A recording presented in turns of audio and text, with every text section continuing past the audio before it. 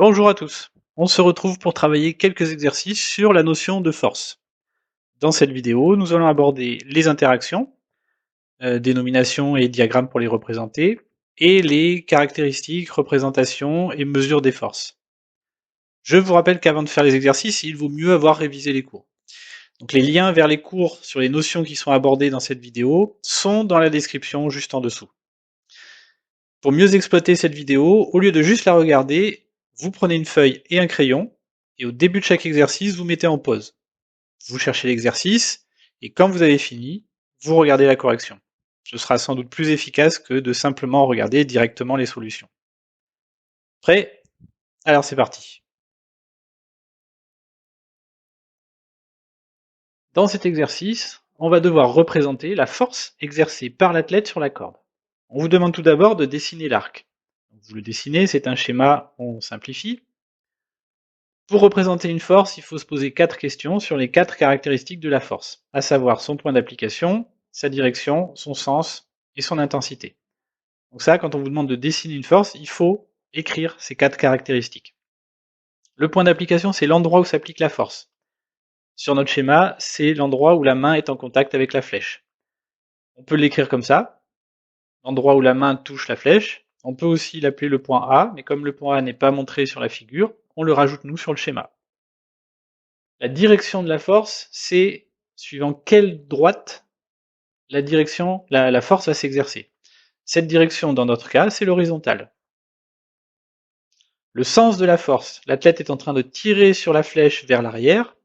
Donc sur notre schéma, le sens de la force, ce sera vers la gauche du schéma. Et enfin l'intensité, ici on nous demande sans tenir compte de l'échelle. Donc on n'a pas besoin de représenter l'intensité de la force, donc on ne répond pas à cette caractéristique.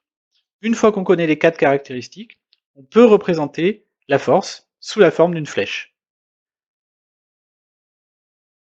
Et cette flèche doit respecter les 4 caractéristiques. Elle part du point A, elle est à l'horizontale, elle est vers la gauche du schéma, et la longueur n'a pas d'importance.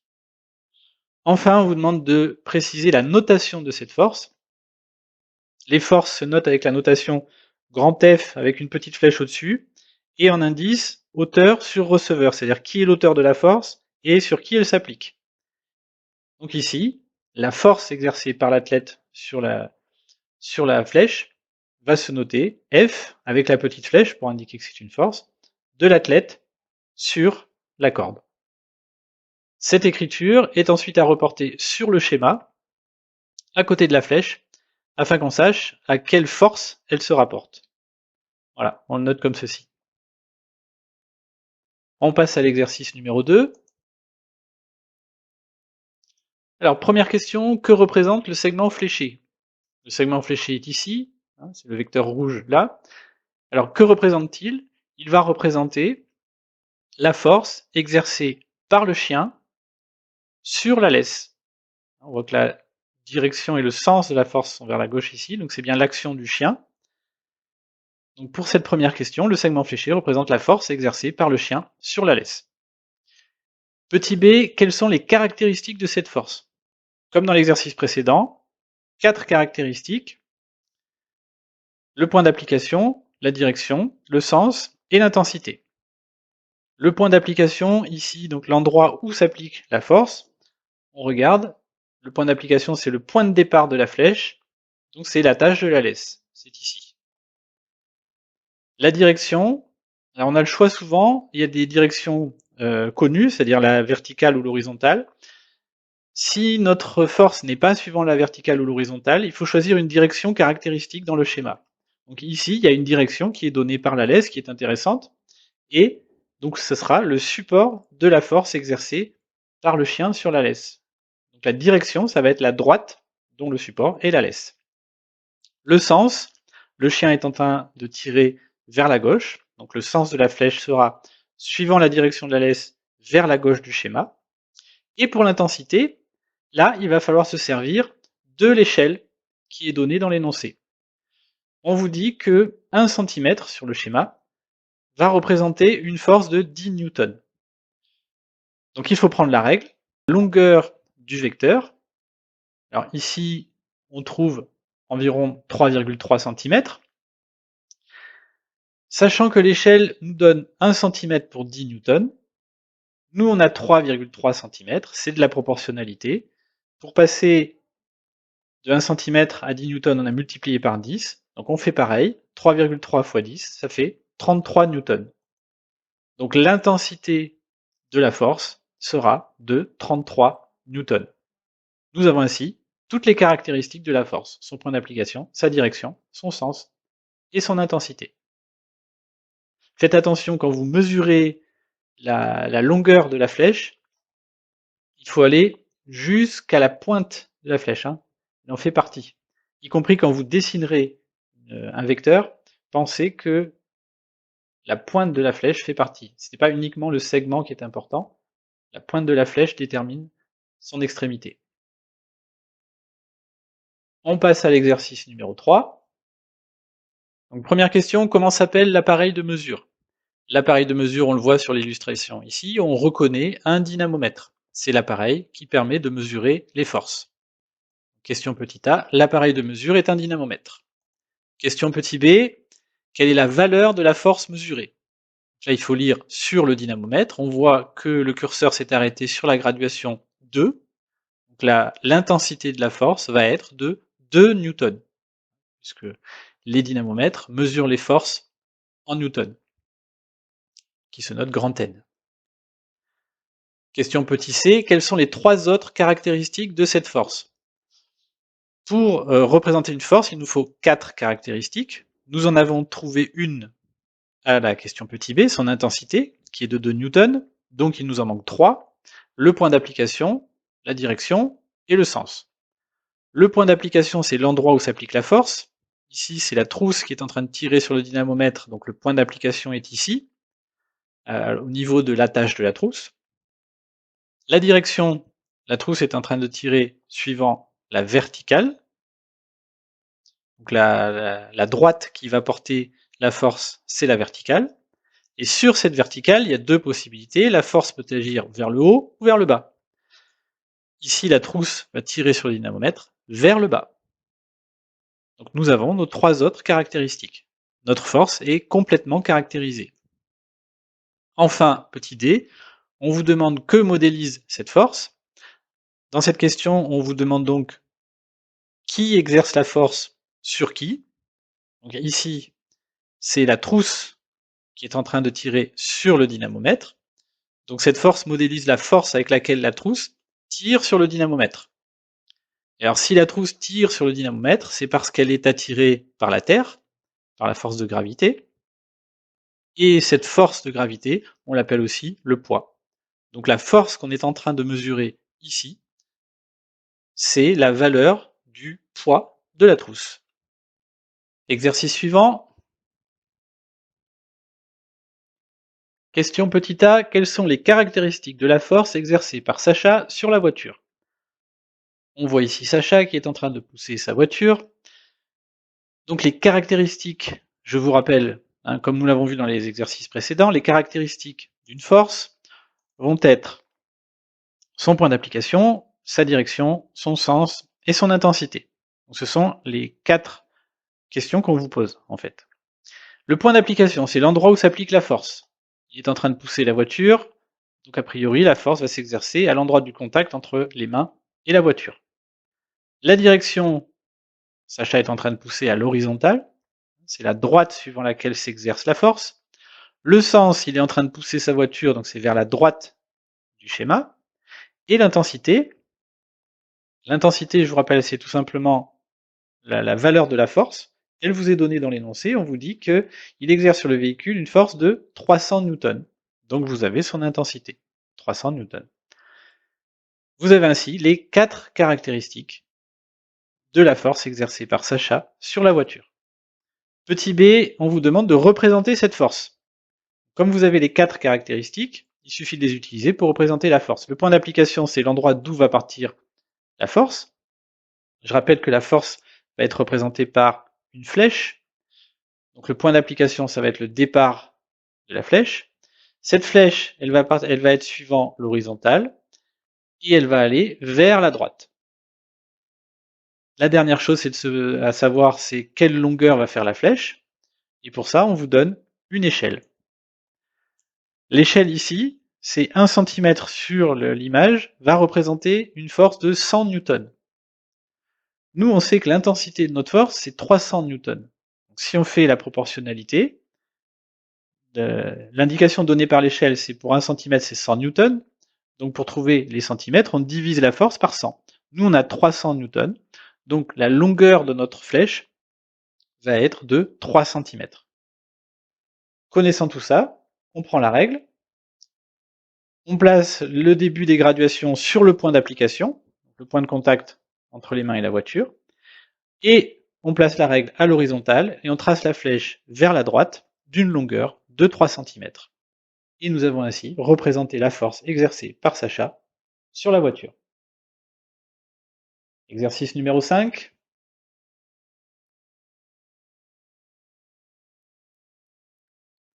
Dans cet exercice, la situation est la suivante. Vous avez un flyboard, qui est cette planche qui propulse de l'eau en dessous et qui sert à s'élever dans les airs.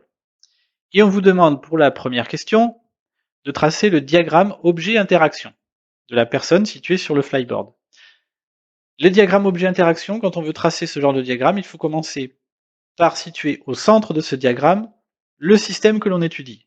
Ici, il s'agit de la personne. Donc on fait un cercle, une ellipse, et on écrit le système étudié à l'intérieur. Ici, la personne.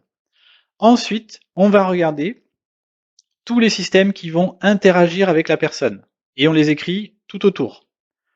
Nous avons tout d'abord le flyboard, qui va exercer une force sur la personne. Il y a aussi la terre, qui va attirer la personne vers le bas.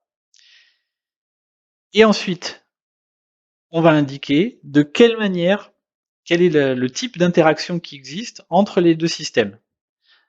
La convention veut que, quand il s'agit d'une interaction de contact, on met une double flèche en trait plein, et quand il s'agit d'une interaction à distance, on met une double flèche en pointillé. Donc le flyboard, il est en contact avec la personne, donc il s'agit d'une interaction de contact, on met une double flèche en trait plein. Et entre la Terre et la personne, il s'agit d'une interaction à distance, donc on met une double flèche en pointillé. Nous avons tracé le diagramme objet-interaction de la personne située sur le flyboard. Question petit b. Donc cette personne étant en équilibre représente sur un même schéma la force de 900 newtons exercée par le flyboard et la force exercée par la Terre sur la personne. Alors ce qu'il faut comprendre ici, c'est que la personne est en équilibre sur le flyboard. On va prendre la situation où la personne ne monte pas et ne descend pas. Donc ça veut dire que la force exercée par le flyboard pour maintenir la personne en l'air va être de même intensité, mais de sens opposé à l'attraction de la Terre. Donc en fait, cette indication dans la question petit b qui nous dit cette personne est en équilibre, ça nous dit que la force exercée par la Terre en fait est égale à la force exercée par le flyboard en intensité, mais elle va être de sens opposé. Donc la personne est en équilibre, donc l'attraction de la Terre et la poussée du flyboard sont de même valeur et de sens opposé. Alors on vous demande de représenter les forces. Donc il faut, si on veut représenter les forces, trouver les 4 caractéristiques de chacune. C'est-à-dire point d'application, direction, sens et intensité. Pour le flyboard, le point d'application, ça va être le point, puisqu'on vous dit ici que on remplacera la personne par un point. Donc le flyboard, il pousse la personne, donc la force, le point d'application de la force exercée par le flyboard, ce sera le point qui représente la personne. La direction, le flyboard, il exerce une force suivant la verticale, et le sens, c'est vers le haut. Le flyboard pousse la personne vers le haut. Et l'intensité, elle vous est donnée dans l'énoncé. Je rappelle que l'intensité d'une force se donne en newtons, donc ici, la force est de 900 newtons. Donc son intensité, 900 newtons. L'attraction terrestre, puisque dans notre diagramme objet-interaction, il y avait un deuxième système, c'est la Terre qui agissait sur la personne. Le point d'application, c'est pareil, la Terre elle agit sur la personne, donc ce sera le point qui nous servira à représenter la personne. La direction, la Terre exerce une force d'attraction dirigée suivant la verticale, et le sens, ce sera vers le bas. La Terre attire les objets vers son centre, donc vers le bas. Et l'intensité, on l'a dit auparavant, comme la personne est en équilibre, ça veut dire que la force de l'attraction terrestre est égale en intensité à celle du flyboard, donc 900 newtons. Sachant ça, on va représenter ces deux forces par des vecteurs, par deux segments fléchés. Pour les représenter, il faut savoir quelle longueur vont faire ces forces. Donc pour cela, on va utiliser l'échelle, 1 cm pour 400 newtons. Nous, on a des forces de 900 newtons. Donc si on fait la proportionnalité, pour passer de 400 newtons à 1 cm, on a divisé par 400, donc on fait 900 divisé par 400, ça fait 2,25 cm. Donc nos vecteurs vont avoir des longueurs, pour représenter 900 newtons, des longueurs de 2,25 cm. On place la personne, on nous a dit qu'on la représente par un point, on met une croix. On représente la flèche qui représente la force exercée par le flyboard, donc on prend la règle, on la met verticalement.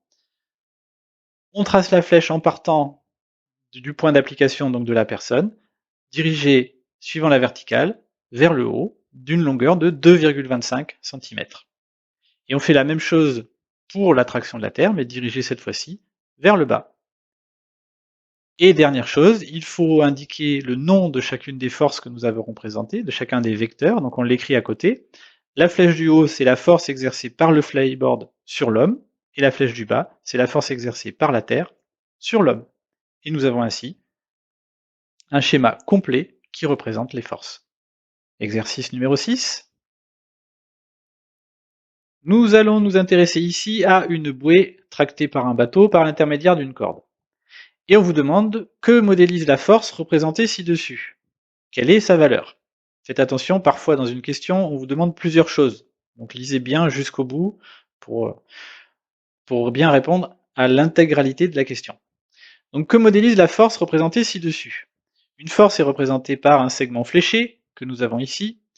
Donc ce segment fléché part de l'attache de la corde ici, et est dirigé vers la gauche. Donc il va s'agir ici de la force qui est exercée par la corde sur la bouée. Le segment fléché modélise la force exercée par la corde sur la bouée. Quelle est la valeur de cette force? Quand vous avez un segment fléché, c'est sa longueur qui vous indique l'intensité de la force. Et cette longueur, grâce à l'échelle qui sera toujours écrite quelque part, vous pourrez trouver sa valeur en newton. Donc l'échelle ici nous dit que 1 cm va représenter 400 newtons. Donc nous, il faut savoir combien de centimètres mesure cette force, donc on prend la règle. On se place bien de la pointe de la flèche jusqu'au point d'application. Donc ici, la longueur c'est 3,5 cm. On fait un petit peu de proportionnalité. Pour passer de 1 cm à 400, on a donc multiplié par 400. Donc 3,5 fois 400, ça va faire 1400 newtons. Donc l'intensité de la force exercée par la corde sur la bouée est de 1400 newtons. Exercice numéro 7. On s'intéresse à l'interaction entre la Terre et la Lune. On a la Terre ici et la Lune ici. Petit a, on vous demande l'interaction Terre-Lune est-elle une interaction de contact ou une interaction à distance? Alors, on sait très bien que la Lune ne touche pas à la Terre, que la Lune est attirée par la Terre, que la Terre attire la Lune. Donc l'interaction entre la Terre et la Lune va s'exercer à distance. Il n'y a pas de contact entre les deux astres. Question petit b, donc sur le schéma de Fatia, quelle force modélise l'action exercée par la Terre sur la Lune? Nous avons ici deux segments fléchés. Il y a donc deux forces qui sont représentées, qu'on a notées F1 et F2.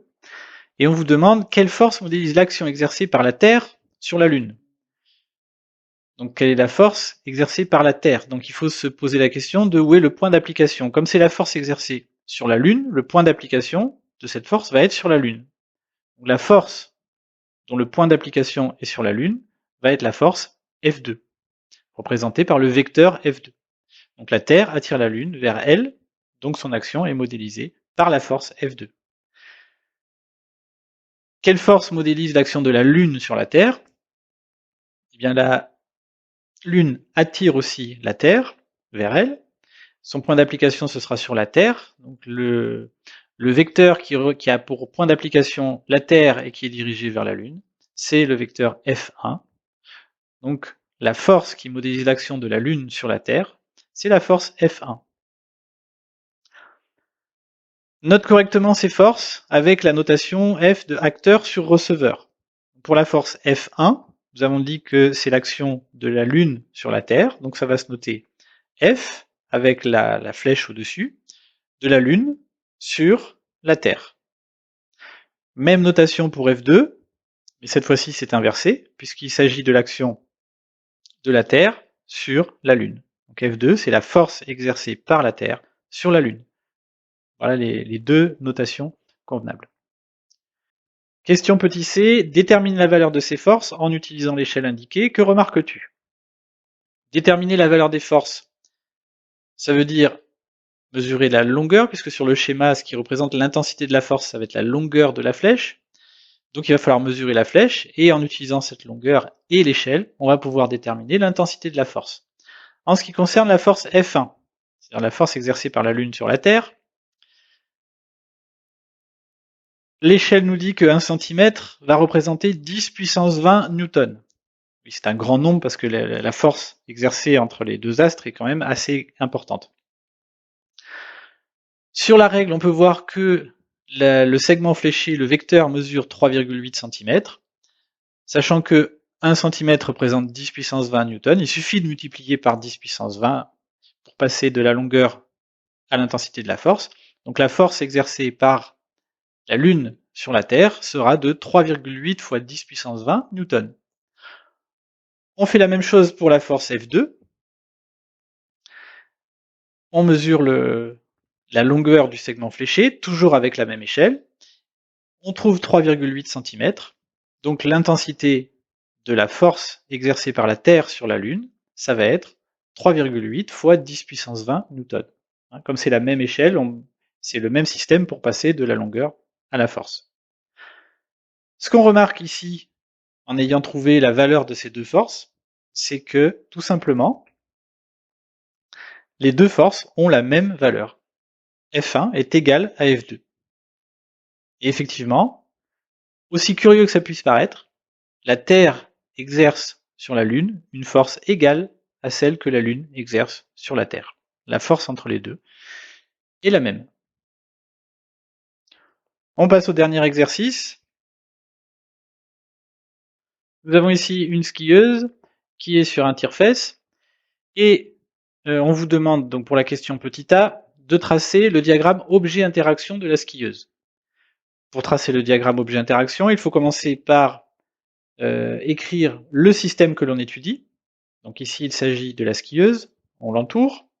Ensuite, on essaie d'identifier tous les systèmes qui vont agir sur la skieuse et on note leur nom autour du système étudié. Donc il y a le téléski qui agit sur la skieuse, il va y avoir la terre qui l'attire, et il y a le sol. Effectivement, le sol, il empêche la skieuse de descendre vers le centre de la Terre. Donc il va agir sur la skieuse. Pour établir un diagramme objet-interaction, il faut ensuite indiquer la nature de l'interaction qu'il y a entre les deux systèmes. Donc entre la skieuse et le téléski, il y a un contact, donc il s'agit d'une interaction de contact, donc on représente par une double flèche en trait plein. Entre la skieuse et la Terre, il s'agit d'une interaction à distance. La skieuse n'a pas besoin de toucher la Terre pour être attirée par elle, donc c'est une double flèche en pointillé. Et l'action du sol sur la skieuse va se faire par un contact. Donc il s'agit d'une double flèche en trait plein. Voilà le diagramme objet-interaction de la skieuse. Question petit b, on vous demande que modélise la force F1. La force F1, c'est la flèche rouge qui est représentée sur le schéma.